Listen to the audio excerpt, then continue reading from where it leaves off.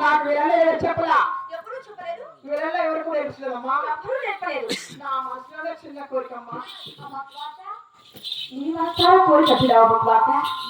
నీకు ఎప్పుడు చెప్పలేదు ఎవరు నేర్పలేదు లేదమ్మా అయినా ఈ ఉగాది ఎండలు కావాలని అందలేదు చెట్టు చెట్టు మాత్రం వెళ్ళకూడదు నా మాట ఒక్కసారి విని నా మాట అయినా నిన్ను మాత్రం అందలేదు చెట్టు చెట్టు మాత్రం పంపిణీ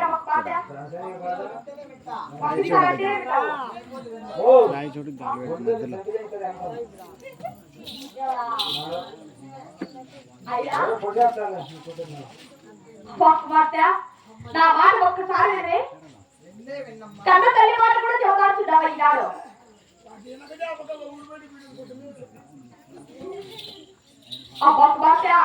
ఒక్కసారి వినివే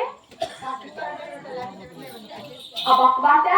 లోపల నీలాంటి కుమార్తె ఉంటుంది అది బొక్క పట్టించినట్టుంది ఆ బొక్క బాట ఒక్కసారి రావమ్మా